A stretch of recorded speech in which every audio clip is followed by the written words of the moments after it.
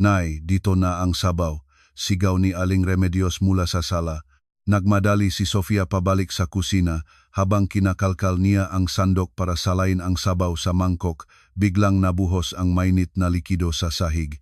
Natumba si Sofia. Sofia, tumalon si Ramon mula sa upuan at sinubukang itayo ang kanyang asawa. Mahal, gising ka ba? Mahal. Ngunit bago pa man makapalapit si Ramon ng husto, narinig na nila ang boses ni Aling Remedios mula sa may pinto NG kusina. Malas, napakaraming malas nito, nawasak na ang handaan. Ano ba yang ginawa mo? Ibuhos ang sabaw. Napatingin si Ramon sa kanyang ina nang may apoy sa mga mata. Inay, yun ba ang mahalaga ngayon? May taong natumba dito. Si Sofia Reyes ay 23 taong gulang nang ikasal siya agad pagkatapos ng graduasyon. Ang kanyang mapapangasawa ay si Ramon de la Cruz, 12 taon siyang mas matanda. Ibinaba ni Sofia ang kanyang toga sa graduation ceremony at praon 3 buwan ay nagsuot na siya ng wedding gown. Ang magkakaibigan niya ay naghahanap pang trabaho, ngunit pinili ni Sofia ang kasal bilang bagong simulang kanyang buhay. Pagkatapos ngang simbahan at ng reception sa isang malaking bahay aliwan sa Marikina, sumakay sila ni Ramon papunta sa bahay ng kanyang pamilya. Nagbihis na si Sofia mula sa wedding gown patungong magandang floral dress. Nakaupo siya ng walang kibo sa kotse, nakatunghay sa mga kalye ng Quezon City habang nag-iisip. Sa loob ng sasakyan, hinawakan ni Ramon ang kamay ni Sofia ng mahigpit. Hindi masyadong malaki yung bahay namin, ha? Pero talagang mabubuti ang tatay at nanay ko, aalagaan kanila. Tumango si Sofia at nagumiti. Dumating ang pag-asa at excitement sa kanyang puso. Dahil sinabi ni Ramon, panatak na panatak siya. Pero pagpasok niya sa bahay, nagsimulang gumuho ang kanyang inaasahan. Sa may pintuan, nahihintay na si Aling Remedios de la Cruz ang kanyang biyenan. Tinitigan nito si Sofia mula ulo hanggang paa. Ha? Ang maikling damit ng mga bata ngayon. Ang damit ni Sofia ay hanggang tuhod malinis, mayos, angkop sa pagkakataon. Tumingin si Sofia nang may pagtataka sa kanyang suot, ngumiti ng mahina habang hinihimas ang laylayan ng palda. Unang salita ng pagtanggap ngunit pagtutuwid pala ito. Hindi alam ni Sofia kung paano dapat sumagot. Pumasok ka na. Marami pa akong ituturo sa'yo, napakarami. Hindi ito pag-anyaya ng pamilya, ito ay isang pahayag. Agad niyang nalaman ang kahulugan niyong masalita. Pagpasok sa sala, ang biyenan niyang si Mang Ernesto ay nakaupo sa harapan ng telebisyon. Tumango lamang ito kay Sofia at hindi nagsalita. Pagkaraan ng 1 oras, tinawag siya ni Aling Remedios. Yung regalong magulang mo, yung pasalubong at pagkain na dinala nila, ayusin mo. Po, inay, nagulat si Sofia. Araw mismo ang kasal, pinagtatrabaho na siya. Nagsimulang magsalita si Sofia ng maingat. Malapit na pong dumating ang mga kamag-anak para sa merienda tsena, baka magbihis muna akong. Ngunit natuon ang malamig na tingin ni Aling Remedios sa kanya. Sa mga matang iyon ay walang puwang para sa pagtutol. Naunawaan ni Sofia kahit sa araw ng kasal niya, hindi siya maaring magpahinga. Nagbihis si Sofia ang casual at pumasok sa kusina. Iniayos niya ang pagkain, naganda ang mesa para sa mga bisita at nagalaga sa lahat ng dumating habang ang kanyang asawang si Ramon ay nakaupo sa sala kasama ang kanyang ama, nanonood ng basketball sa telebisyon. Nag-iisa si Sofia sa kusina. Nang dumating ang oras ng hapunan, tinawag siya muli ni Aling Remedios. Ituturo ko sa iyo kung paano magluto ng mayos. Ang manugang ay kailangang marunong maghanda ng pagkain sa tamang oras. Ang mapansit, ilagay dito. Ang kanin, ganito iluto. Hindi kami gumagamit na risiko dito kalteo lang, he. Iyong tinutukan ng apoy. Gusto iyong ng tatay mo. Natulala si Sofia. Hindi siya sanay magluto sa kaldero sa bahay nila. Inay, hindi po ako sanay doon. Ituturo po ninyo sa akin at susubukan ko. Nakpalingon-lingon si Aling Remedios. Aba, hindi marunong magluto ng kanin. Ano bang itinuro sa iyo ng nanay mo? Pero itinuloy nito ang pagtuturo at sinundan ni Sofia ang bawat hakbang ng buong taimtim. Habang nagluluto si Sofia, nakatayo si Aling Remedios sa tabi nito at nagbibigay ng pansin sa bawat mali. Bakit ganyan? Masyado namang malambot ang kanin. At bakit ganyan ang pagputol? Napakarami pa palang kailangan ituro sa iyo. Pagkatapos ng hapunan, inabot sa kanya ni Aling Remedios ang guwantes na goma. Nakatayo si Sofia at tahimik na tumingin sa mga guwantes. Naawa siya sa kanyang sarili araw ng kasal niya, hindi man lang siya makaupong maayos. Hindi ka ba makakita? Kumain na sila, kailangan ng linisin. Marunong kang mahugas ng pinggan, di ba? Opo, inay, sagot ni Sofia, nakayuko. Bagong graduates pa lamang na 23 taong gulang, lahat ng ito ay bago at mahirap para sa kanya. Hindi masyadong nag-aral ng pagluluto si Sofia, sa bahay nila lagi na lang siyang nilulutuan ng kanyang ina at sinasabi nito na hindi na kailangang marunong magluto ngayon dahil may delivery na naman. Sa sala, nakaupo pa rin si Mang Ernesto, nanonood ng TV. Umupo rin sa tabi ng kanyang ama si Ramon. Habang nagtatrabaho si Sofia sa kusina, nagpapahinga ang pamilya de la Cruz sa sala. Walang tumulong kay Sofia. Nang gabi na, lalong nagulat si Sofia sa isang bagay. Kahit bagong kasal sila, hindi nila magamit ang silid para sa kanilang dalawa lamang. Pinag-aayos siya ni Aling Remedios ng higaan sa kwartong matatanda. Nabukas sara si Sofia sa kwarto ng mga magulang ni Ramon. Nagayos ng kumot at unan sa unang gabing ang kasal niya. Walang sariling oras para sila ni Ramon.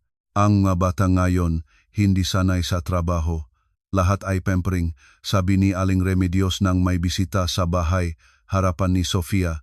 Namula ang mukha ni Sofia ngunit walang masabi. Gabing-gabi, umupo si Sofia nang mag-isa sa maliit na silid, hawak ang kanyang cellphone. Gusto niyang tumawag sa kanyang ina kay Nanay Lita, ngunit hindi niya alam kung ano ang sasabihin. Magsasabi ba siyang okay siya, o aminin niyang mahirap na ito simula pa lang? Kung sabihin niyang nahihirapan siya sa unang araw pa lamang, mabibigo ang kanyang ina. Ibinaba ni Sofia ang cellphone nang hindi natawagan. Nang pahiga na sila ni Ramon, sinabi nito, maganda rin na kasama natin si nanay sa bahay, di ba? Hindi ka pa ganon kahusay sa magawaing bahay, may tuturo niya sa'yo, masanay ka rin agad. Nagsalita si Ramon na parang walang mali sa lahat ng nangyari na parabang natural lang ang lahat. Pumikit si Sofia sa ilalim ng kumot. Isang kakaibang damdamin ang bumaba sa kanyang puso. Manugang ba talaga ako ni Ramon o katulong lamang ang katayuan ko rito? Walang honeymoon. Abalang-abala daw sa trabaho si Ramon kaya inulit niya ito. Sa kwartong magulang ni Ramon, ginugol ni Sofia ang kanyang unang gabi bilang may asawa. Sinabi ni Ramon na mga 1 o 2 taon lang. Matututunan na niya ang lahat tungkol sa pamamahalang bahay at lilipat na sila sa sarili nilang tirahan. Naktiwala si Sofia sa pangako na iyon, kaunting tiis lang, mabilis din yun. Ngunit lumipas ang 10 taon. Ang 23 taong gulang na bagong kasal ay 33 na ngayon. Nandun pa rin si Sofia sa bahay na iyon. Ang 1 taon ay naging 2, ang 2 ay naging 5, at biglang 10 taon na ang lumipas. Sa loob ng 10 taon na iyon, marami ang natutuhan ni Sofia, hindi ang manggagawaing bahay kundi ang kanyang tunay na katayuan sa loob ng pamilyang ito. Naging 3 ang manugang sa bahay nga pamilya de la Cruz. Ang panganay na manugang ay si Sofia, ang pangalawang manugang ay si Marichel, asawa ni Jojo, at ang ikatlong manugang ay si Ati. Karen, asawa ni Bong, ang pinakabata, ngunit magkakaiba ang gipagtrato ni Aling Remedios sa kanila. Isang Sabado ay negapon. Dumating si Marichel na may dalang sanggol ang apong pamilya de la Cruz, sinundan nito ni Jojo. Nandito na ang aking apo.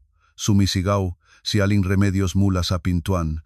Nandito na ang aking bunso. Ang sanggol na dala ni Marichel ay ang unang apo ni Aling Remedios dahil lang sa nanganak siyang lalaki, espesyal na si Marichel. Bago dumating si Maricel, tinawag siya ni Aling Remedios. Bukas darating si Maricel at ang apo ko. Magluto kain ni kare-kare at lechong kawali paborito iyon ni Maricel at maghihanda rin ng prutas para sa apo ko. Namili si Sofia ang isang araw bago pa man dumating ang maito. Niluto niya ang kare-kareng maingat, binili ang mani, kinayot ang saging na saba, nilagyan ng bagong na pinahiran ng konting asukal. Inihaw niya ang lechon kawali hanggang gintong-ginto. Inayos ang prutas sa pilato ng pati presentasyon ay maganda. Ngunit nang makita ni Marichel ang handang pagkain, sinabi nito, "Hindi naman talaga ako kumakain ng ganyan." Nanlamig ang mukha ni Sofia. Agad na pinawi ni Aling Remedios ang pabigat na iyon. "Tikman mo na, kain na. Nagsusumikap ka sa pag-aalagang bata, kumain ka ng mabuti." Ang boses ni Aling Remedios para kay Marichel ay ibang-iba sa tono nito lagi kay Sofia. Pagkatapos ng tanghalian, pumasok si Sofia sa kusina para mahugas ng pinggan. Sa sala, marinig niya ang tawanan nina Marichel at Aling Remedios. Nakaupo si Maricel sa sofa, kumakain ng hiwa-hiwang prutas, nagkukuwento. Nang tumay ang sanggol at nadumian ang damit nito, tinawag ni Aling Remedios si Sofia. "Sofia, hugasan mo tong damit na ito." Tinanggap ni Sofia ang maruming damit ng bata, nadumhan ang kanyang kamay ngunit walang nagpansin. Sa sala, nakatingin pa rin si Maricel sa cellphone, nakangiti. Si Marichel at si Sofia ay kapwa hindi nagtatrabaho sa labas, ngunit dahil nanganak ng lalaki si Marichel, espesyal na bisita siya sa bahay na ito. Si Ate Karen naman ay iba pa. Siya ay abogada. Nang unang dumating siya sa bahay para magpakilala bilang nobya ni Bong, nagbigay siya ng business card. Kinuha ni Aling Remedios ang card at labis na natuwa. "Abogada ang manugang ko." Ipinagmamalaki nito sa mga kapitbahay. Sa tuwing dumarating si Karen, ginagawa ito ni Aling Remedios na kasama sa isang ikot sa barangay, ipinagmamalaki ang abogada niyang manugang. Sa tuwing dumating si Karen sa bahay, may dalang laptop ito. Nakaupo ito sa sala, sumasagot ng tawag, nagte-type ng email.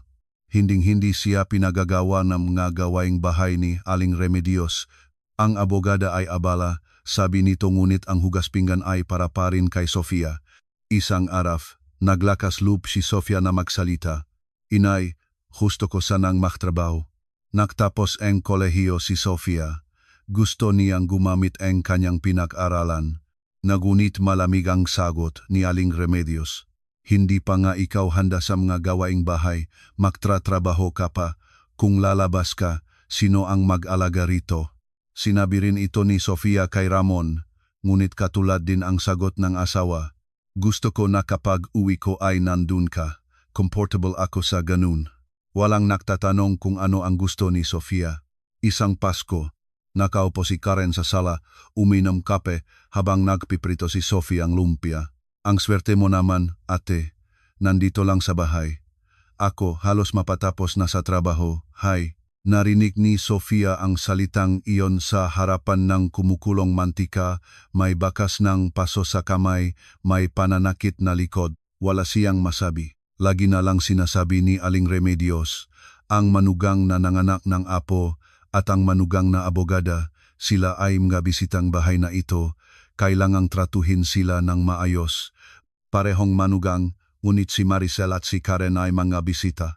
Hindi si Sofia ang bisita, siya ang dapat mag-alaga sa bisita. Para kay Aling Remedios, si Sofia ay manggagawa lamang sa bahay na ito. Sa loob ng 10 taon, paulit-ulit na nangyari ito. Sa bawat fiesta, Pasko, pistang patay, at iba pang pagtitipon, nandun si Sofia sa kusina. Nakaupo sa sala sina Maricel at Karen, nagkukuwento, nag-isa si Sofia sa kusina. Walang nagtatanong kung bakit ganon ang kalagayan. Isang gabi, tumingin si Sofia sa salamin ng banyo at nagulat sa kanyang sarili. May mga kulubot na sa kanyang mukha, magaspang na ang kamay.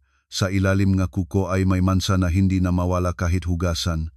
33 na ako, mahinang bulong niya. 23 nang pumasok siya sa bahay na ito at 10 taon na ang lumipas. Ilang araw bago ang pistang Pasko, umakyat si Ramon at sinabi na siya ay na-promote senior manager na siya sa kanyang kumpanya. Nagwento ito ng may galak. Ngunit walang salamat para kay Sofia. Sa loob ng 10 taon, pinangalagaan ni Sofia ang tahanan upang makapag-focus si Ramon sa trabaho. Sinampay niya ang nga damit nito, niluto ang agahan, at iningatan ang kanyang nga magulang. Ngunit para kay Ramon, natural lamang ito, natural lang yun. Sino pa ang gagawa niyan? Naunawaan niya sa loob ng 10 taon ang kanyang halaga sa bahay na ito ay sinusukat sa kung ano siya bilang asset. Nanganak ng lalaki, may halaga. Abogada, may halaga. Ang panganay na manugang na hindi nagtatrabaho, walang espesyal na nagagawa, libreng manggagawa lamang. Ilang araw bago ang Pasko, umupo si Aling Remedios sa sala at nagsimulang gumawang listahan. Tinawag niya si Sofia mula sa kusina. Tingnan mo ito, kailangan nating maghanda ng maayos ngayong Pasko. 3 pahina ang inabot sa kanya ni Aling Remedios, puno ng maliit na sulat. Bukas malaking tumingin si Sofia. Lechon baboy, kare-kare, mechado, caldereta, leche flan, biko, puto, sapin-sapin, bibingka. Sa tabing bawat pagkain ay may pulang tala si Aling Remedios. Ang baboy huwag sa supermarket, sa tindahan sa palengke ng Batangas Road, doon kami laging bumibili. Mas masarap, ang makakanin pag-ingatan, kailangang gawa sa bahay, huwag bibilhin sa tindahan. Sa ibabang listahan, huwag magtitipid, piliin ang pinakamainam. Kinuha ni Aling Remedios ang larawan ng naunang pagtitipon. Ngayon ay dapat mas maganda kaysa dati. Noong nakaraan ay medyo manipis ang leche flan mo, mas makapal ngayon. Opo, inay, sagot ni Sofia. Noong nakaraan, nagpuyat si Sofia para lang matiyak na perpekto ang leche flan at sinabihan pa rin siyang manipis. Inay, darating ba ang mahipag ko sa araw mismo ng Pasko? Si Marigel at si Karen ay laging dumadating sa araw na okasyon lamang hindi nakikisa sa paghahanda. Tumingin sa kanya ng may kaibang ekspresyon si Aling Remedios. Abala ang maiyon, di ba? Kailangan nating gawin para sa kanila. Natin ang sinabi, ngunit si Sofia ang tinutukoy. Lumabas si Sofia ng tanghali patungong palengkeng Cubao. Malamig ang hangin ng Disyembre. May dalang malaking bayong si Sofia, nakatayo sa may pintuan ng palengke. Una, pumunta siya sa tindahan ng karne. Kailangan ng lechon baboy para ipadala sa manghihilaw. Mahal ngayon dahil Pasko, sabi NG Tindero. Nunit utos ni Aling Remedios ang pinakamainam na karne. Puno ng bigat ang kanyang bayong. Pumunta siya sa tindahan ng prutas. Isa-isang pinili ang mansanas, ubas, pakwan. Pinya tinitignan kung may pasa o pakasiraman. Dahil alam niyang kung may kapintasan kahit maliit, mapapansin ni Aling Remedios. Lagi na lang ganyan sa panahon ng Pasko, sabi ngang tindera ng prutas. Baka ikaw muli ang pinapamiling ang manunan mo. Malungkot na ngumiti si Sofia. Hirap naman ang manugang, ganyan talaga nun. Ganyan kami, piniling tindera ang pinakamainam na prutas para sa kanya. Lalong bumigat ang bayong. Dumaan siya sa tindahan ng isda, gulay at tuyong pagkain. Gumabi na nang makaalis siya. Bumalik siya sa MRT, nagdadala ng mabibigat na bayong. Dumating siya sa bahay bandang 7:00 ng gabi. Isa-isang tiniyak ni Aling Remedios ang binili. Okay ang prutas, pero itong bangus, medyo maliit yata. Hindi nakasagot si Sofia. Pinili niya ang pinakamalaking bangus sa palengke, ngunit maliit pa rin daw. Pagkaraan ng hapunan, sinabi ni Aling Remedios, kailangan na nating simulan ang paghahanda ng sangkap. Pumasok si Sofia sa kusina, naksuot ng apron, hinugasan ang baboy, pinaikot ang magulay, nilinis ang isda. Sa sala, nanonood ng telebisyon si Ramon kasama ang kanyang ama. Nang lumampas ng 10:00 ng gabi, dumating si Ramon sa kusina. Ma, tawagan mo na ang makapatid ko, hindi naman malayo ang tirahan nila. Marahil naawa si Ramon dahil nag-isa ang kanyang asawa. Ngunit matigas ang sagot ni Aling Remedios. Huwag mong abalahin ang mga abala. Si Marichel ay abalang-abala sa pag-alaga sa sanggol. Si Karen ay abala sa trabaho. Tayo ang gumagawa. Tayo muli gunit nakaupo pa rin si Aling Remedios sa sala. Tahimik na naksalita si Ramon kay Sofia. Mag-order na lang tayo. May delivery naman ngayon ng mahandang pagkain. Narinig ito ni Aling Remedios. Pakain ba galing sa labas ang iaalok mo sa Diyos sa panahon ng Pasko? Ang pagkain ng Kapaskuhan ay kailangang gawa ng sariling kamay, may pagmamahal, iyan ang kahulugan ng Pasko. Nagpatuloy pa si Aling Remedios. At ikaw, Sofia, hindi ka naman nagtatrabaho. Ano pang dahilan mo? Nandito ka lang sa bahay, hindi mo ba magagawa ito? Wala nang nasabi si Sofia. Tumahimik din si Ramon.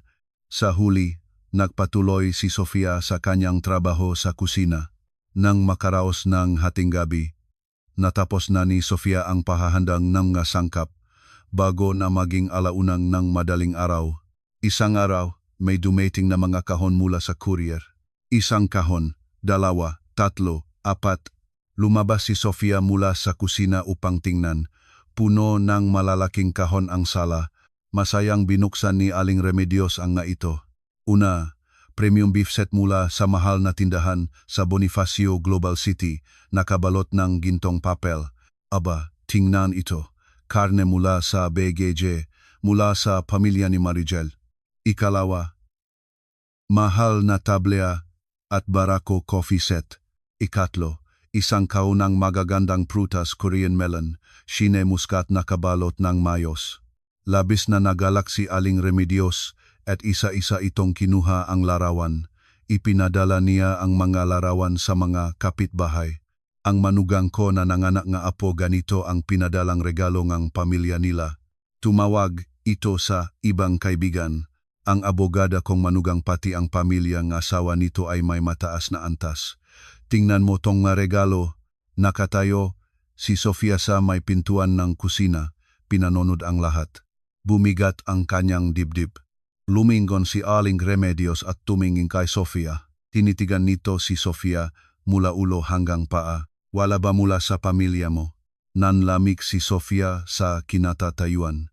Sa boses ni Aling Remedios ay may pagsasalita na parabang hiya ang dala ng pamilya ni Sofia. Hindi masalita si Sofia. Hindi mayaman ang pamilya ni Sofia. Ang kanyang magulang ay may maliit na tindahan ng pagkain sa Marikina. Hindi sila yumaman, ngunit pinalaki nila si Sofia at pinag-aral sa kolehiyo. Isang buwan na ang nakakaraan, nakpadala ang nanay ni Sofiang sariwang bagoong alamang na ginawa niya tinistis at binuong maingat na maraming araw. Ngunit nandoon pa rin ito sa kusina, nakasilid sa ref, nakalimutan. Ni minsan ay hindi nagpuri si Aling Remedios sa bagong na iyon. Aba, alam naman nila kung anong kalagayan ng pamilya mo bago kanila sinang-ayon ang ikasal dito. Bulong ni Aling Remedios na parang sa sarili lamang ngunit malakas pa rin ang narinig. Iyon ay sinadyang marinig ni Sofia. Tumingin si Mang Ernesto mula sa diaryo ngunit hindi nagsalita. Ibinalik lamang nito ang diaryo sa harap ng kanyang mukha. Pagdating ni Ramon mula sa trabaho, nakita niya ang makahon. Ma, ano ito lahat? Masayang isinalaysay ni Aling Remedios ang lahat. Napansin ni Ramon na maputla ang mukha ni Sofia.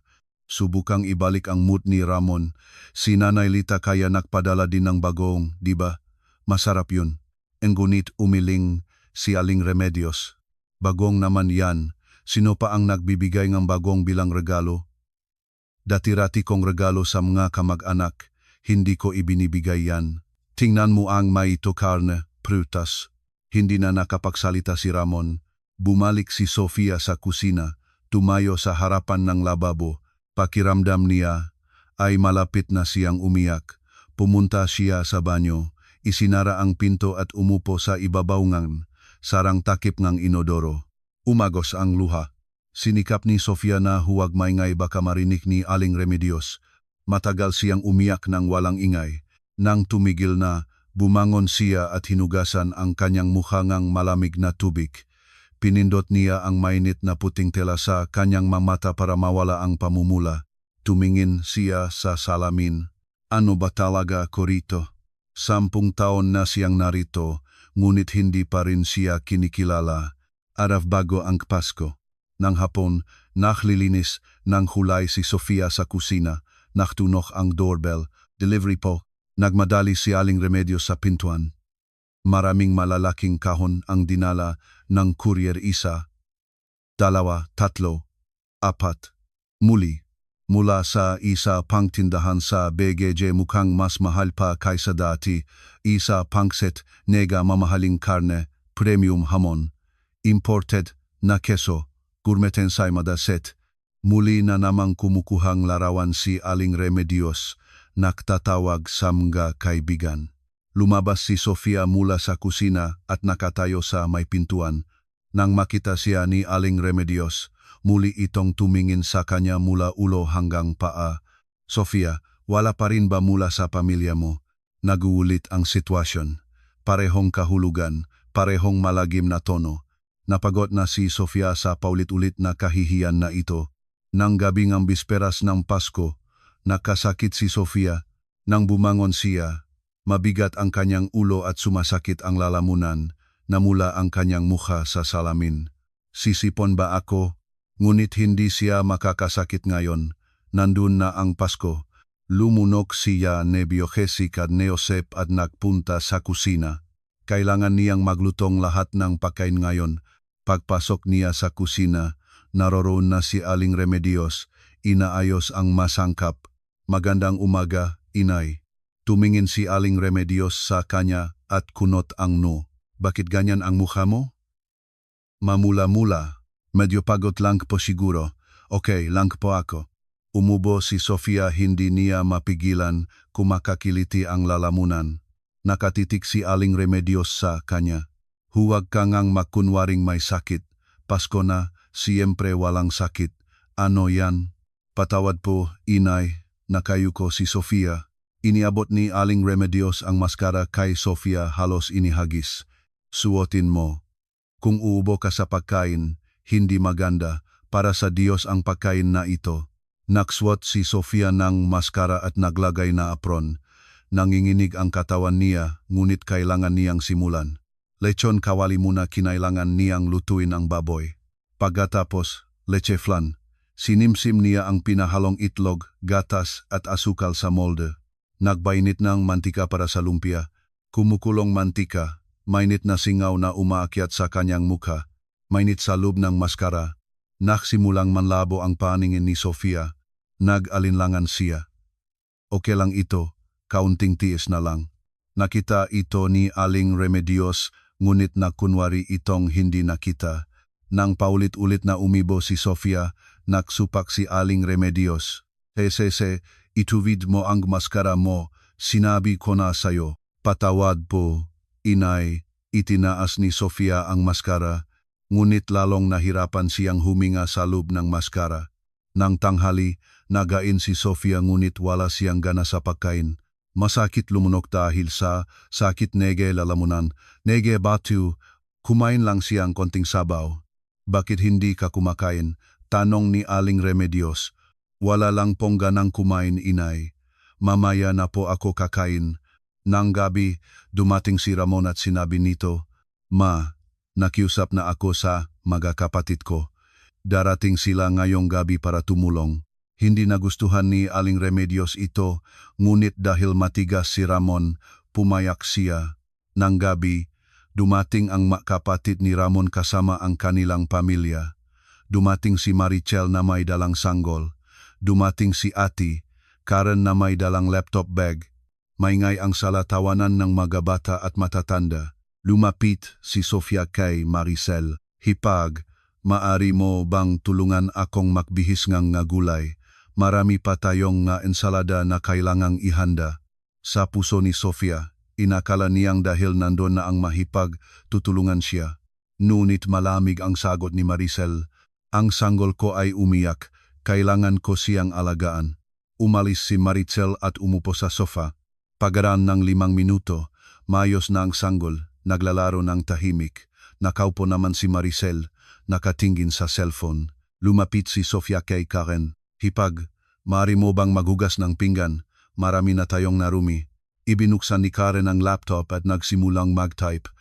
Sorry, may urgent na email ako. Kailangan ko itong tapusin.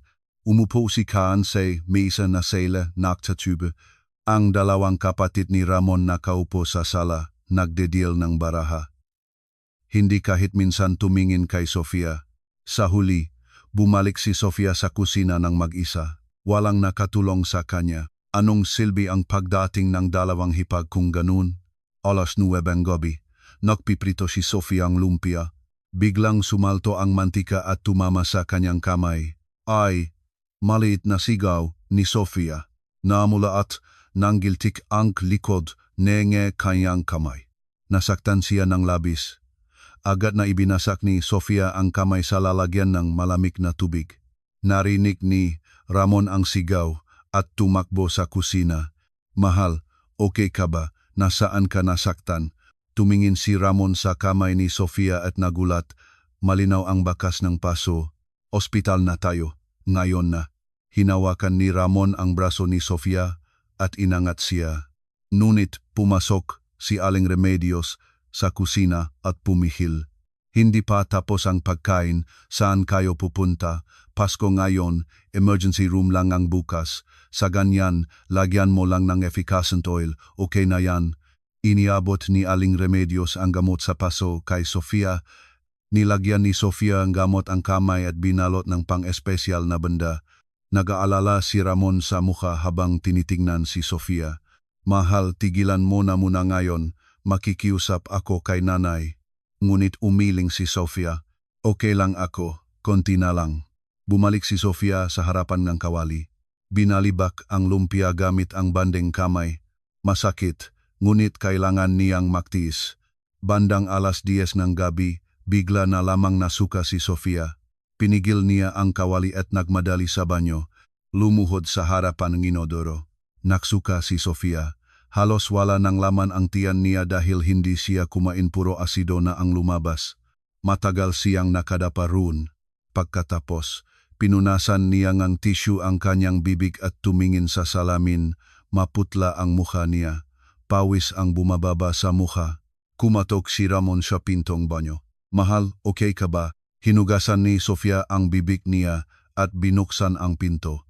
Nakita ni Ramon ang kanyang mukha at lalong nag-alala.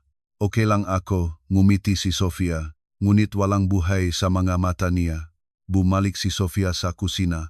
Marami pa ring pakaing kailangan gawin, hindi niya mapipigilan. Nagpuyat siya hanggang makaraos ng hating gabi, alas 1, alas 2. Ang magkakasama nila natulog na silang lahat. Sa mga kwarto, hinahati-hati nga kapatid ni Ramon at ng kanilang pamilya ang mahigaan. Natulog na rin si Ramon. Pagod na pagod. Si Sofia lang ang nag-isang gising sa kusina. Sa ilalim ng maliwanag na fluorescent light, maingat na hinalo ni Sofia ang mga sangkap. Ensalada de peras, bicho, sapin-sapin, puto bumbong isa-isa, hinalo niya ng taimtim. Nang makaraos ng alas 2, natapos na niya ang lahat ng paghahanda. Naupo si Sofia sa saing ng kusina. Wala na siyang lakas na tumayo. Nananatili siyang nakaupo sa malamig na sahig ng kusina, nakatingin ng walang hanggan. Ang kamay ay binalot ng benda, ang katawan ay nakakalagnat, ang ulo ay parang hahatiin, ngunit kailangan niyang bumangon. Bukas na ang Pasko. Pumilit siyang tumayo, nanlalang. Pinihilan ang ilaw at lumabas na kusina. Sa pasilyo, nakasandal sa pader habang lumalakad pabalik sa kwarto. Pagbukas no pinto. Tulog na si Ramon. Maingat na pumasok si Sofia sa ilalim ng kumot. Labis na masakit ang katawan, ngunit hindi siya makatulog. Nakanganga si Sofia sa dilim, nakatingin sa kisame. Pasko na bukas, kailangan pang maganda ang mga huling detalye. Pinikit niya ang mga mata, ngunit hindi niya alam na bukas ng umaga, hindi na kayang batahin ng kanyang katawan. Pasko. Nagising si Sofia ng alas 5 ng umaga. Mas tama ang sabihing hindi, siya nakatulog ng maayos, ilang oras lang ang nagawa niyang idilat ang mga mata. Nang itaas ang katawan, paikot-ikot ang paningin niya. Mas mataas na ang laknat. Inilagay ni Sofia ang kamay sa noo niya, mainit-mainit. Maingat na bumangon nang hindi ginigising si Ramon. Hirap-hirap siyang pumunta sa banyo. Sa salamin, maputla ang kanyang mukha. Natuyo ang mga labi. Nagsipilyo siya at uminom ng malamig na tubig. Kailangan niyang magbigay malay ng sarili. Araw ng Pasko. Kailangan nilang magdasal at magmisa ng maaga at pagkatapos ay ang Pasko-Pasko na tanghalian. Pumunta si Sofia sa kusina. Inilabas ang mga pagkaing inihanda niya kagabi. Inilabas ang leche flan, bicho, lumpia, at iba pa mula sa ref. Kailangan ay reheat ang ilan. Sinimulan niyang painitin ang sabaw ng baka. Naglagay siyang tubig sa palayok, pinainit. Nilagay ang karne. Pagkatapos, pumasok si Aling Remedios sa kusina.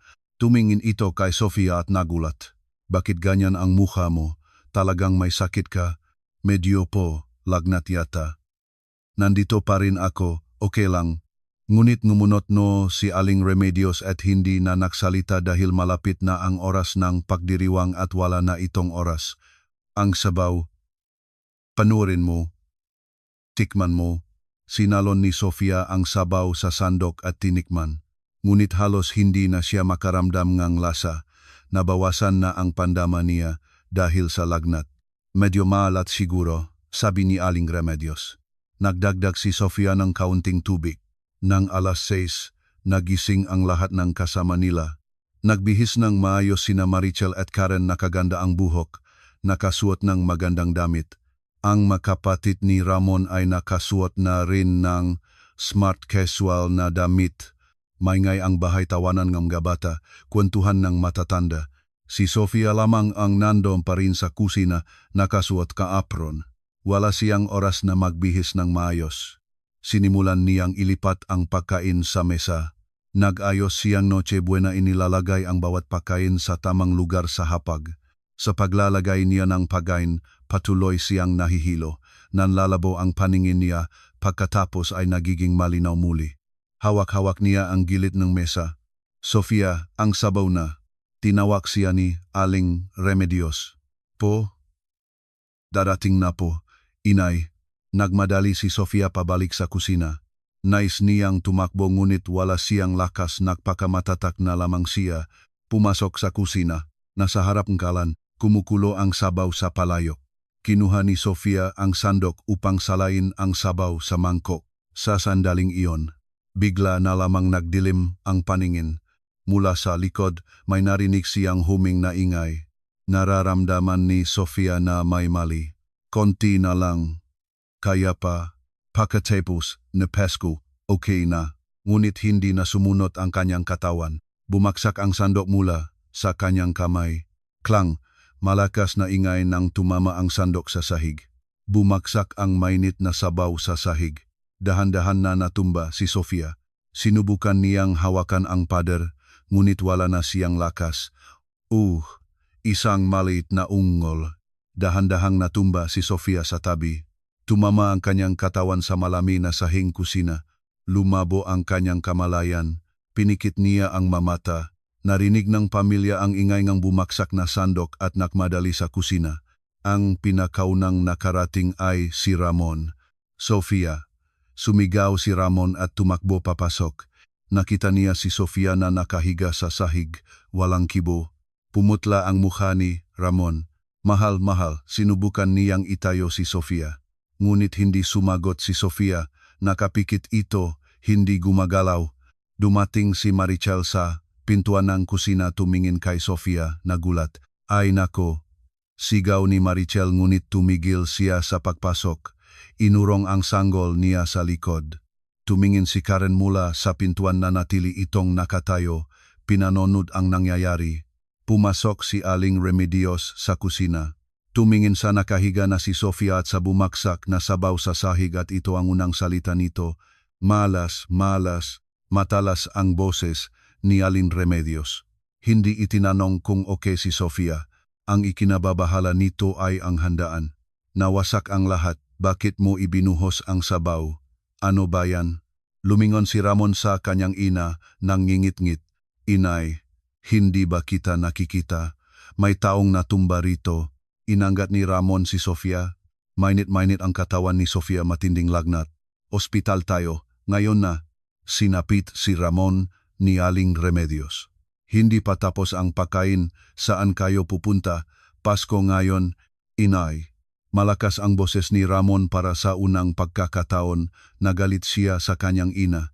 Dinala ni Ramon si Sofia palabas, hindi man lang nagbihis ng maayos. tumawag si Aling Remedios sa kanya. Ramon, ang pagkain, paano? Hindi sumagot si Ramon. Hindi na siya lumingon. Sa labas ng bahay, inilagay ni Ramon si Sofia sa kotse. Maputla ang mukha ni Sofia, pawis na pawis. Mahal, okay ka, malapit na tayo sa ospital, sandali na lang. Hawak ni Ramon ang kamay ni Sofia. Ngunit hindi pa rin gumigising si Sofia. Habang nagmamaneo si Ramon, nakita niya ang matawag ng kanyang ina sa cellphone.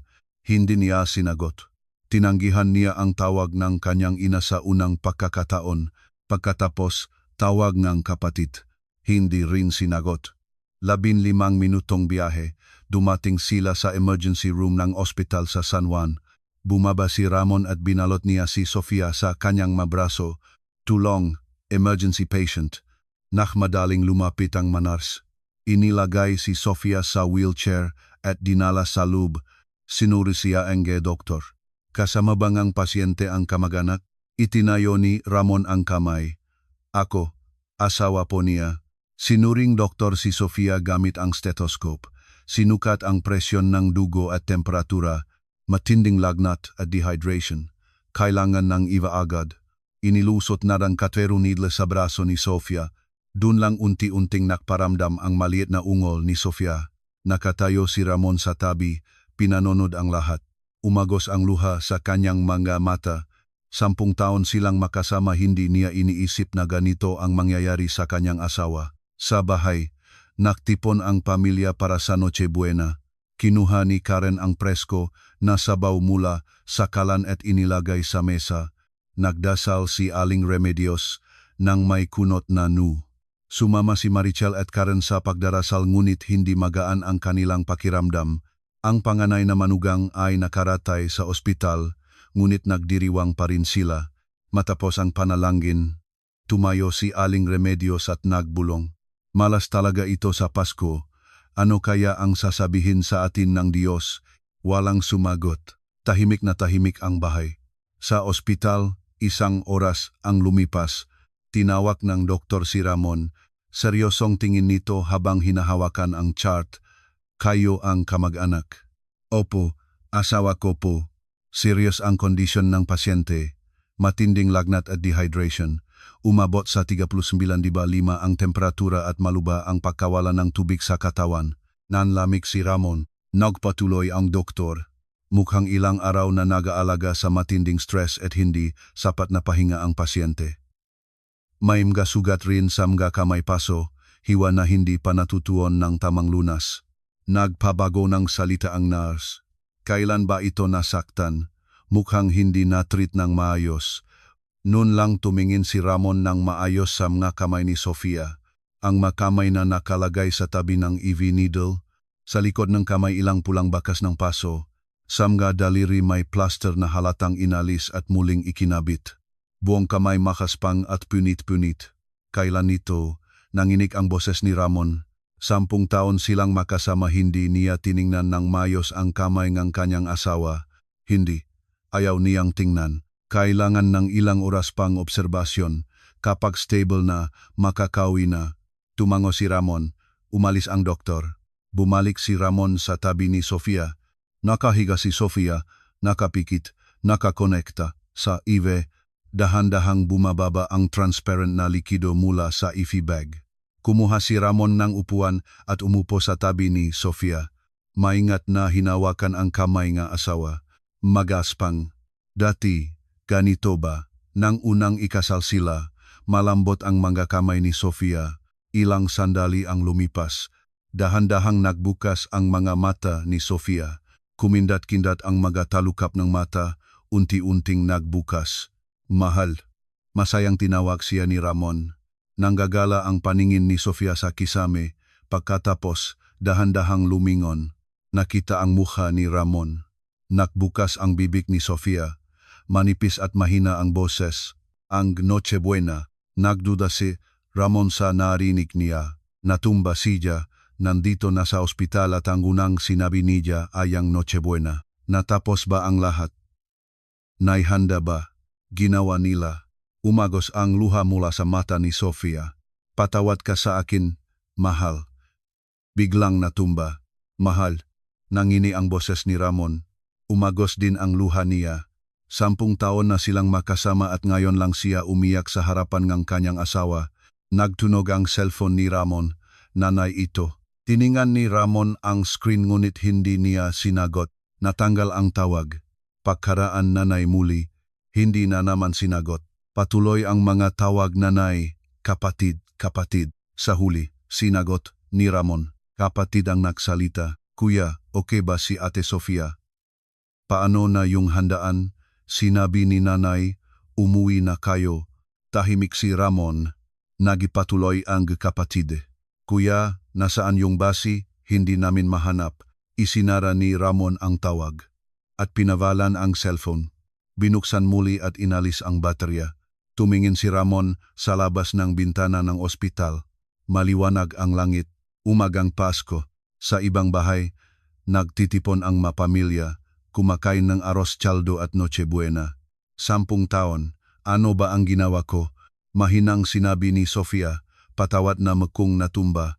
Pinigil ni Ramon ang asawa. Mahigpit na hinawakan ang kamay ni Sofia. Malinaw ang bakas ng paso sa likod ng kamay. Sa isip ni Ramon, lumabas ang lahat nega alaala ne mega nagdaang Pasko at pista. Si Sofia sa kusina sa bawat okasyon, mag-isa, lagi. Ang mapakain lagi ng handa ng hindi sinasabihan. Tinanggap niya lahat ng iyon bilang natural. Inisip niya ang isang eksena unang gabi ang kasal nila. Nahuhugas ng pinggan si Sofia sa kusina. Nanonood siya ng telebisyon sa sala. Nakita niyang pinagtrabaho ang asawa ni Aling Remedios sa lahat ng bagay ngunit hindi siya nagsalita. Ituturo ng nanay ko, okay lang yan. Ganon ang naisip niya noon. Isa, pang-alaala 3 taon matapos makasal. Nagsalita si Sofia ng maingat. Mahal, gusto ko siya ng magtrabaho. Anong sagot niya? Magagalit si nanay. At gusto ko na nandiyan ka kapag uwi ko. Binabalewala niya ang gusto ni Sofia. Hindi man lang tinanong kung ano ang gusto nito. Nung nakaraang Pasko nakita niyang may plaster sa kamay ni Sofia. Nasaan ka nasaktan? Wala, okay lang. Tinanggap niya ito. Hindi na muling naktanong, ngunit talagang okay ba siya? Sinabi ni Sofia na okay, ngunit hindi pala siya okay, doon lang niya naintindihan. Sa loob ng 10 taon, ilang beses na nagpakita ng senyales si Sofia. Ilang beses na sinubukang humingi ng tulong. Ngunit binabalewala ni Ramon ang lahat. Umagos ang luha ni Ramon habang hinawakan ang kamay ni Sofia. Pasensya ka na. Napakarami kong hindi nalaman. Patawad. Paulit-ulit siyang nagpapatawad. Nagtaka si Sofia nakatingin sa kanya. Bakit ka ganyan? Umiling si Ramon. Napakaraming mali ko. 10 taon. Napakaraming mali ko sa iyo. Patawad. Para sa unang pagkakataon, pinili ni Ramon ang kanyang asawa kaysa sa kanyang magulang. Sa puso niya, nangako siya. Kailangan na itong magbago. Hindi na ako magiging isang mapagmasid lamang. Inilagay ni Ramon ang kamay sa noo ni Sofia. Mainit-mainit pa rin, nungit unti-unting bumababa na. Magpahinga ka, huwag nang mag-alala ng kahit ano, ako na ang bahala sa lahat. Hindi makapaniwala si Sofia sa narinig niya. Ngunit labis na pagod kaya pinikit na niya ang mga mata. Pinanonod ni Ramon si Sofia na matulog. Maputla pa rin ang muka nito ngunit unti-unting nagiging panatag. Nagdesisyon si Ramon. Kapag stable na si Sofia, babalik siya sa bahay para kausapin ang kanyang mga magulang. Hindi na sila makitirang makasama. Simula ngayon, siya at si Sofia lang. Tumingin si Ramon sa labas ng bintana. Maliwanag ang gumagang Pasko. Ngunit mabigat at madilim ang puso ni Ramon. 10 taon ng kanyang magkakasalanan bumabagsak lahat sa kanya ngayon. Hinawakan niya muli ang kamay ni Sofia. Magaspang. 10 taong trabaho. Pasensya ka na, talagang pasensya ka na. Izinihip ni Ramon. Ay hindi marinig ni Sofia dahil natulog na ito. Ngunit nagpatuloy pa rin si Ramon. Bandang alas 2 hapon, estable na si Sofia. Natapos na ang bumaba na ang lagnat. Sinabi ni doktor na magpahinga pa ne isang gabi para sa obserbasyon. Natulog muli si Sofia. Maingat na inilagay ni Ramon ang kamay nga asawa. Tumayo siya ng maingat. Sandali lang, iuwi kita. Bulong sa natutulog na si Sofia.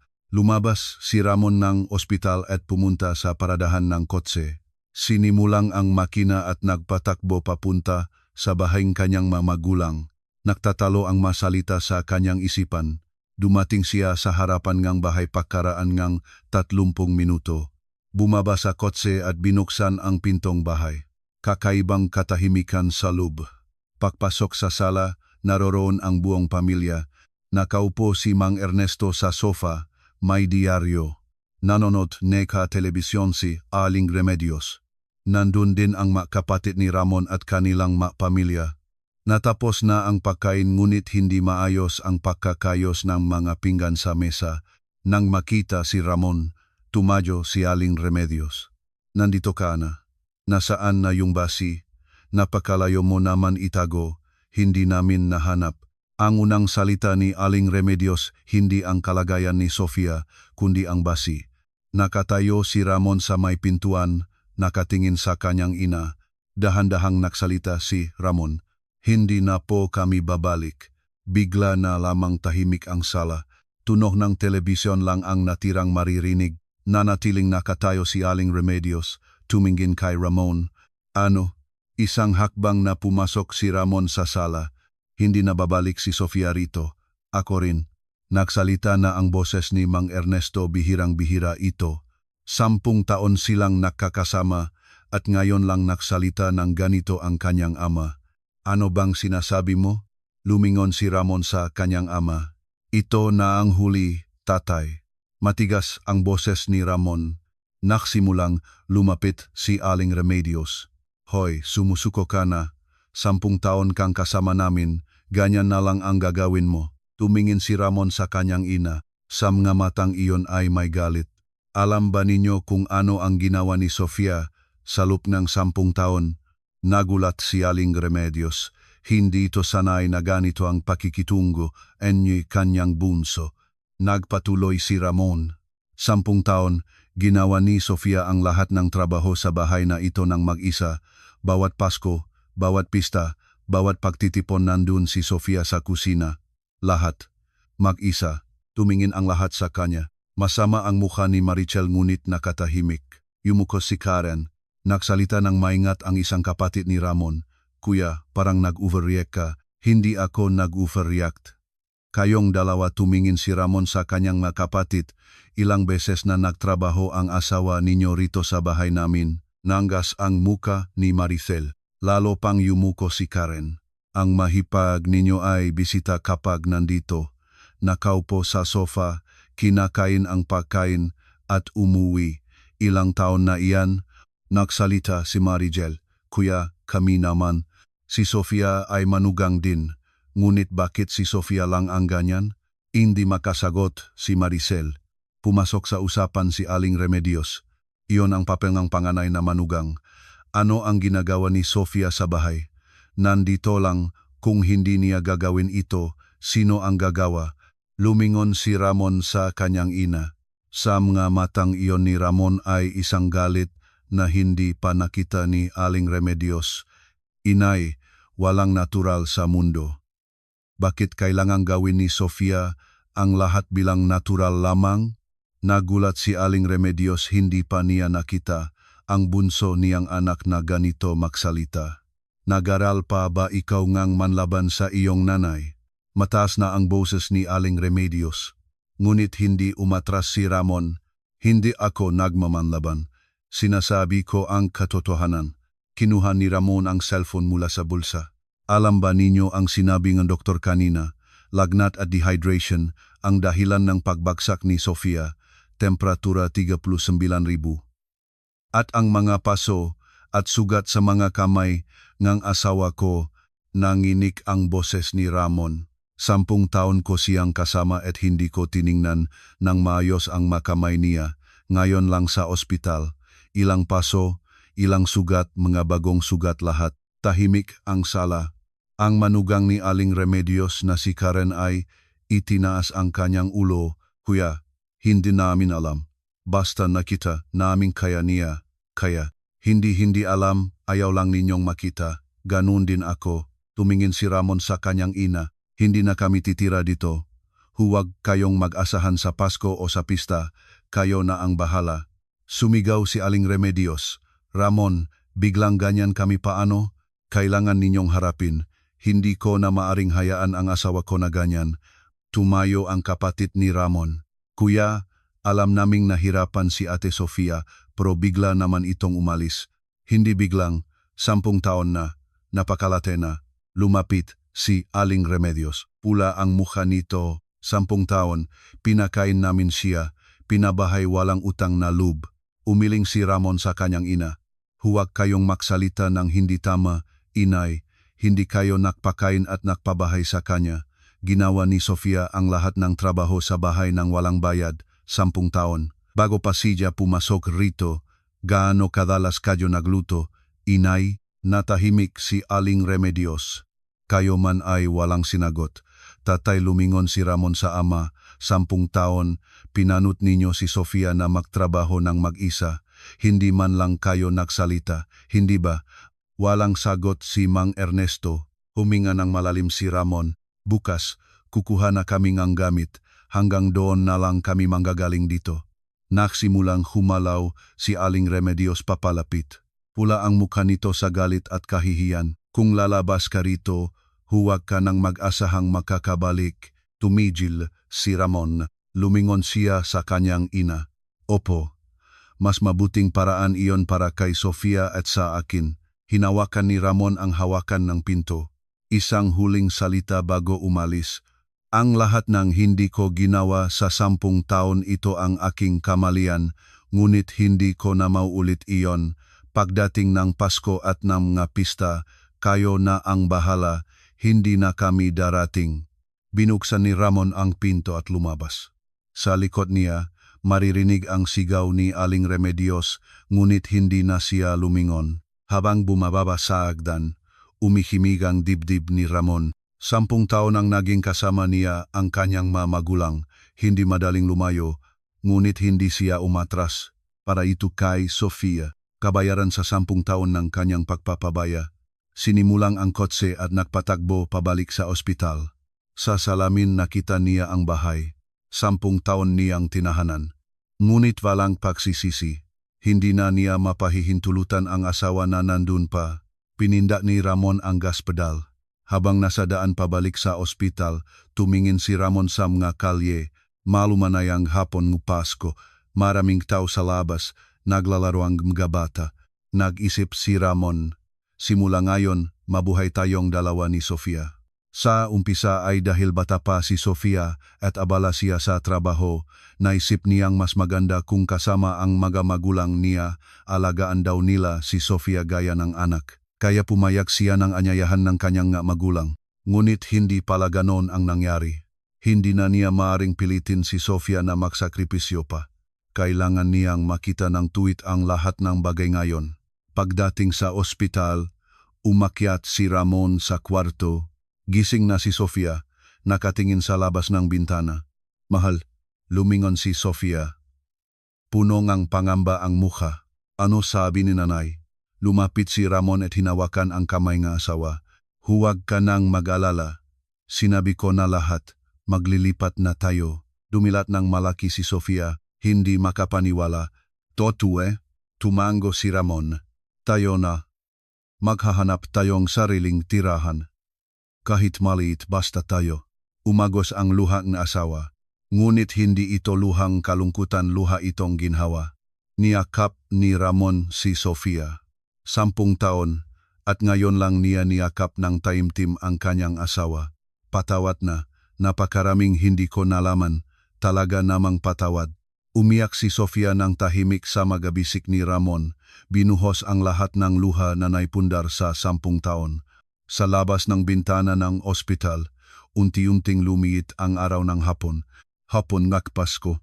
Para kina Ramon at Sofia, simula itong bagong buhay. Pagkaalis ni Ramon, nagulo ang bahay.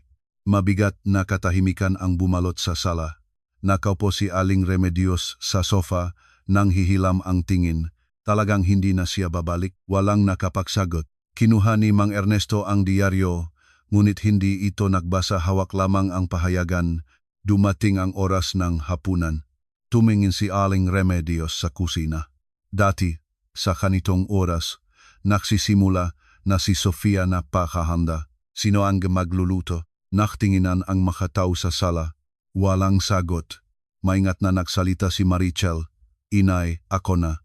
Ipinagkatiwala ni Marichel ang sanggol sa asawa at pumasok sa kusina. Sumunod si Karen. Pagpasok sa kusina, nabigla ang dalawa.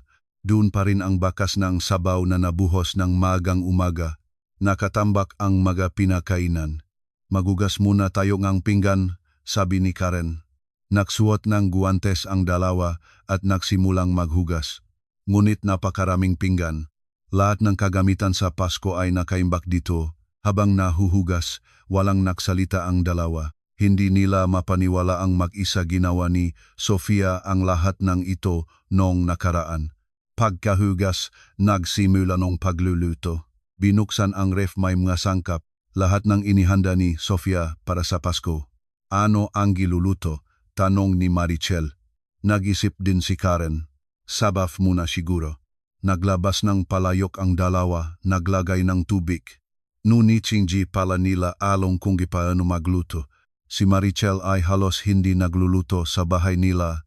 Lagi siyang binibigyan ng ulam ni Aling Remedios. Siyempre, lahat ng iyon ay gawa ni Sofia. Si Karen naman ay nagtratrabaho, kaya delivery food lagi. Magkano ang ilalagay? Tanong ni Karen. Ni walang pagtatansya si Maricel, naglalagay lang sila kung gaano. Sa sala, patuloy na tinitignan ni Aling Remedios ang kusina. Dati, mabango na ang amoy ng pagkain ngayon, ngunit wala. Paggaraan ng isang oras, lumabas sina Marichel at Karen na pawis na. Tapos na po, inay. Nagtipon ang pamilya sa mesa, naglagay ng sabaw sa plato si Mang Ernesto at kumurap. Medyo maalat ito. Naglagay ng sobrang patis si Karen. Medyo maalat nga. Maingat na sabi ni Mang Ernesto. Hiya ang mukha ng dalawang hipag. Kumain ng bahagya ang lahat at nagtambak muli ang mapinggan. Huminga ng mabigat si Marichel at pumasok sa kusina. Sumunod si Karen. Hindi ko makapaniwala ang ginawa niya ito ng mag-isa araw-araw, bulong ni Karen. Tumango si Marichel, kinabukasan Pasko. Araw man pagtitipon ng mga kamag-anak. Bawat taon, nagtitipon ang mga pinsan at tiyahin ni Mang Ernesto sa bahay nila. Isa-isa silang dumating ng umaga, higit sa 10 tao.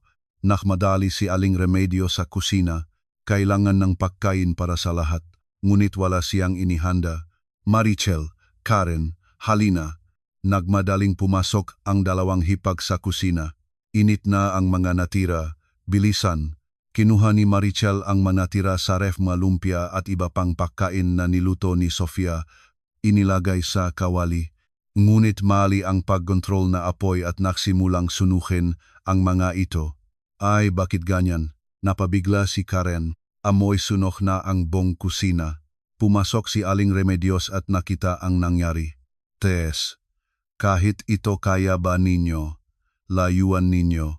10 taon na, ngunit ngayon lang bumalik si Aling Remedios sa harapan ng kalan.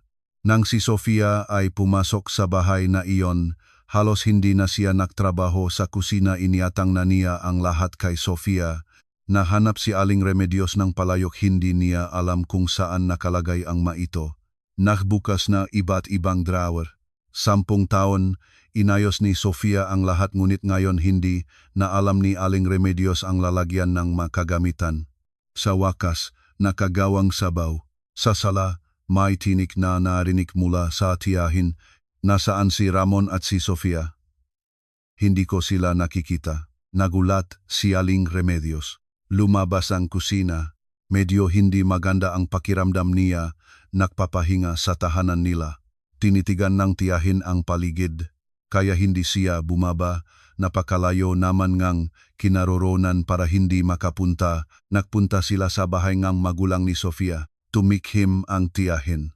Ganun. Pero walang pagkain ngayon. Ibang-iba kumpara nung nakaraan. Namula si Aling Remedios. Nahihiya siya. Nang tanghalian, Inilabas sina Marichel at Karen ng kakaunting pagkain. Mayroon man ngunit napakakaunti. Nagkakuwentuhan ng tahimik ang mga kamag-anak. Kaunti lang ang ulam.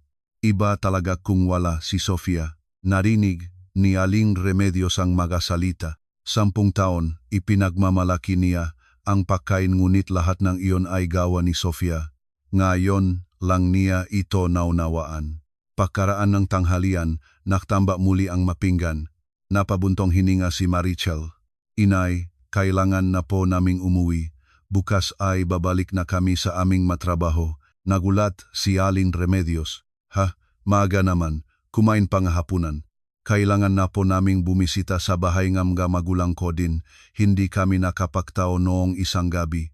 Ang dahilan ni Maricel nugunit sa totoo, hindi na niya nais na magtrabaho pa hito. Nagsalita rin si Karen. Ako rin, bukas ay opisina na, kailangan ko pang maghanda. Sinubukan ni Aling Remedios na pigilin ang dalawa. Halalala lahuba-huba lala. Ngunit isa-isa na silang umalis. Nagbihis ang makapatid ni Ramon at ang kanilang pamilya at umuwi na rin. Para sa unang pagkakataon, hindi mapigilan ni Aling Remedios ang paglabas ng manugang. Dati, kahit saan si Sofia nandoon pa rin ito at naktatrabaho. Ngunit ngayon, iba na. Gabi na. Sina Mang Ernesto at Aling Remedios na lang ang naiwan sa bahay. Nag-order si Aling Remedios ng delivery food. Ang dating nagsasalita na huwag mag-order ng pagkain sa Pasko kailangan na ngayong mag-order. Pasko kaya, sige na ito ang hapunan natin. Walang nagsalita. Katahimikan habang kumakain. Matapos ang hapunan, pumasok si Aling Remedios sa kusina. Kailangan niyang mahugas ng pinggan. Nakatayo sa harapan ng lababo, nagsimulang mahugas. Habang nahuhugas, naisip si Aling Remedios. 10 taon, sa linyang ito nakatayo si Sofia. 3 beses sa isang araw agahan, tanghalian, hapunan, sa Pasko, mas marami pa. Ginawa ni Sofia ito lahat, mahinang bulong ni Aling Remedios. Para sa unang pagkakataon, naramdaman niya ang trabaho ni Sofia. Sa loob ng 10 taon, para sa kanya ito ay natural tungkulin ng panganay na manugang. Ngunit ngayon nawala si Sofia, hindi na gumagalaw ang bahay. Natapos ang paghuhugas, lumabas si Aling Remedios sa sala. Pagod ang katawan niya, masakit ang likod, magaspang na ang makamay. Umupo sa sofa at huminga ng mabigat. Ito ang ginagawa ni Sofia araw-araw. Muli niyang bulong. Ngunit ang pagkaunawa ay dumating ng huli. Lumabas na si Ramon, hindi na babalik si Sofia. Naupo si Aling Remedios sa sala, tumingin sa maitim na bintana ng kusina. Tahimik ang buong bahay. Pagkaraan ng 2 gabi sa ospital, lumabas na si Sofia. Sabay na nahanap ng tirahan sina Ramon at Sofia. Hindi kailangan ng malaking bahay. Sapat na ang lugar para sa dalawa. Sa loob ng 3 araw, nakahanap sila ng maliit na apartment sa Pasig. Pangalawang palapang ng 2 palapa na gusali. 2 kwarto, isang maliit na sala at isang kusina. Hindi malaki, ngunit maliwanag ang araw. Nang Sabado, pumunta si Ramon sa bahay para kukuhang gamit. Hindi sumama si Sofia, sinabi ni Ramon na hindi na kailangan. Pagdating ni Ramon, ayaw buksan ng pintuan ni Aling Remedios. Ngunit matikas si Ramon. Kunin lang ang gamit namin, hindi na kayo mabibigyan ng abala. Maingat na pumasok si Ramon sa kwarto at pinagsamang damit at gamit ng dalawa niya at ni Sofia. Magadamit, libro, personal na kagamitan. Hindi marami. 10 taon sila rito, ngunit kakaunti lang ang gamit nila. Nakatayo si Aling Remedios sa sala, pinanunod ang kanyang anak. Nais nitong magsalita ngunit hindi mabukas ang bibig. Nandoon din si Mang Ernesto sa sofa, ngunit walang nagsalita. Pagkakuhang gamit, yumuko si Ramon sa magulang. Maraming salamat sa 10 taon. Mag-ingat kayo. Wala nang ibang sinabi si Ramon at lumabas. Narinig ni Aling Remedios ang pintuan na nagsarang. Nanatili itong nakatayo. Inangat ni Ramon ang gamit at umakyat sa bagong apartment nila. Naghihintay si Sofia sa harapan ng pintuan. Nang makita niyang may dalang gamit si Ramon, ngumiti si Sofia. Mabuti, nakabalik ka. Tumango si Ramon at tinanggap ngang asawa ang gamit. Unang araw sa bagong tahanan, maraming ayusin pa sa loob. Nagsimulang magbukas ayos ang gamit si Sofia, tinipi ang mga damit sa aparador. Simple lang ngunit masaya. Pumasok si Sofia sa kusina. Tumingin sa maliit na kusina at nagsalita. Ito na ang aking kusina. Tumingin si Ramon sa asawa at ngumiti. Matagal nang hindi nakita ang ngiti ni Sofia. Sa loob ng 10 taon, hindi ngumingiti si Sofia. Ang ating kusina, sabi ni Ramon. Tumango si Sofia. Wala pang makagamitan sa kusina blanco pa, ngunit naginit ang puso niya. Kailangan pa nating bilhin lahat ng kagamitan. Tayo nang bumili. Sabay nilang pumunta sa mall. Mula sa mga kagamitan sa kusina hanggang bawat pinggan kailangan nilang bilhin ang lahat. Kailangan din nilang mamilingang pakain dahil wala silang laman sa ref. Tinutulak ni Sofia ang cart habang nagsasalita. Nahirap sana kung mag-isa ako. Kinuha ni Ramon ang cart. Mula ngayon sabay-sabay tayo. Sabay silang nakalibot sa supermarket. Bigas, mami, itlog, gatas, gulay, karne mga pangunahing pagkain. At magapalayok, kubiertos, tuwalya. Pinili ni Sofia ang bawat bagay ng maingat. Ngayon, wala na siyang kailangang mangamba sa mata ni Aling Remedios. Ito ba ay bibilhin natin? Hawak ni Ramon ang pakete ng chipsy. Ngumiti si Sofia at tumango. Oh, bilhin natin. Pagkatapos bayaran, umuwi sila. Sabay nilang isinilit ang mga namili sa ref. Isa-isang inilagay, nag-isip si Sofia. Ang ref na ito ay atin na. Dumating ang gabi. Pumasok si Ramon sa kusina. Ako ang magluluto ngayon, kaya ko naman ang chicken adobo. Mahirap-hirap na nagluto si Ramon ng chicken adobo. Nakaupo si Sofia sa sala, pinanonood ang asawa. Kakaiba, ngunit masaya ang pakiramdam. Pagkatapos ng hapunan, nang magsimulang tumayo si Sofia para maghugas, pinigilan siya ni Ramon. Ako ang bahala. Magpahinga ka. Nagsimulang mahugas ng pinggan si Ramon. Sa una, hindi siya sanay. Labis ang sabon sa mga pinggan at malakas na tubig na nakalat sa paligid. Ngunit tinatapos niya ang pahuhugas. Nakaupo si Sofia sa sofa, pinanonood. Pakiramdam niya, malapit na siyang umiyak. Luhang kaligayahan. Nang gabi na, nahiga si Sofia sa kama. Maliit ang kwarto en guni komportable. Higit sa lahat sa kwartong, ito sila lang ni Ramon. Hindi katabi nga kwarto nga magulang ni Ramon. Simulan na nating mabuhay ng para sa ating sarili, sabi ni Ramon habang hinawakan ang kamay ni Sofia. Tumango si Sofia at ngumiti. Kinabukasan, nagising si Sofia ng huli. 10 taon na, ito ang unang pagkakataon.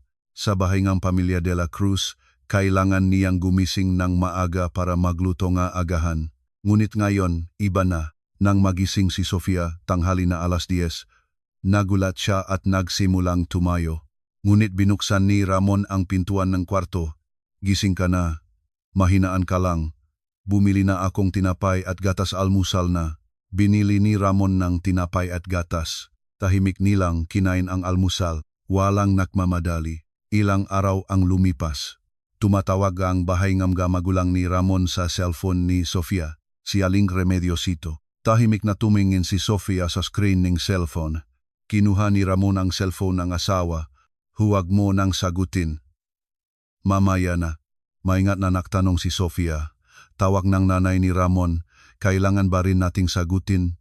Umiling si Ramon.